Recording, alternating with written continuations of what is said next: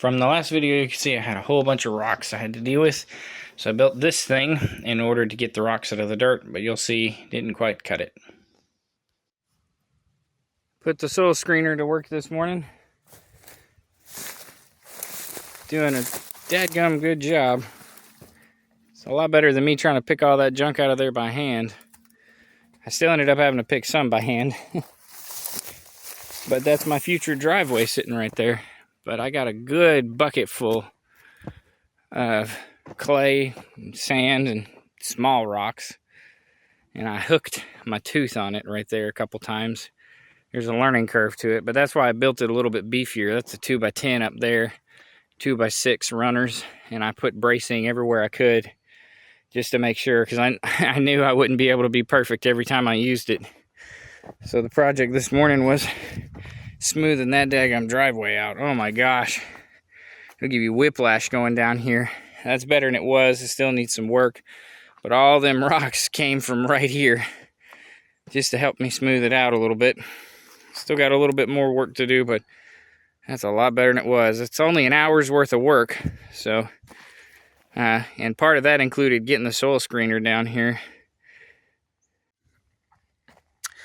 So I have significantly beefed up my soil screening operation here. That vibrating soil screener does some work.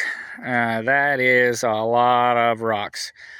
At one point I was actually concerned I wouldn't have enough rocks to do the floor, but I've changed my mind because I've got that pile and then one over there that's almost as big as the tractor.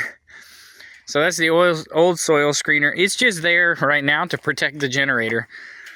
So all of the vibrating motors that are big enough to do this run on 220. So I had to have a generator. I couldn't use my solar power thing. But this is actually a single phase 220. Inside here is a 1 horsepower phase converter. It's just a little electronic device. You put 220 in, single phase 220 in this side, and 3-phase 220 comes out that side. And then it gets plugged in there. It's a nice heavy duty on-off switch. And I actually ripped the little rubber blanket whenever I went to go pick this up. So I've got to get another one of those, and it will reduce the amount of soil that actually makes it down here. But the bulk of that is still rocks. And then I got me some bins set up. So these are actually going to be the retaining wall eventually. This is what I'm doing. So that's 1 full bucket, like overflowing bucket of select fill. About 10 buckets of rock and dirt will create 1 bucket of dirt. And I need quite a bit of dirt for the house site, so I made me a bigger bin, but I'm starting to second guess myself. I think I may just end up filling it mostly with gravel. This is going to be 3/4 road base that I need for the block, leveling the blocks. Here is my rock pile.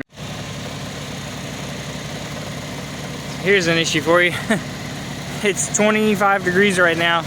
And yesterday, the last dump of the day, I just dumped some soil up here and then took off. Well, it's a frozen sheet of mud right now. And the vibrator is not breaking it up. So I've screened about half of the pile. So that is 25, 30 tons of soil. And best I can calculate about 12 tons of road base, and I've made a very small dent in my rock pile. I used to think I had a big rock pile. So those blocks are 4 feet tall. And I'm easily another 4 feet above that. This is lots of work. Lots of work. But everything we're doing is, and I have quite a bit of soil screened, ready to go. That's a road base that I'm using for leveling blocks. There's the old dirt pile, which is down to just mud and rocks right now.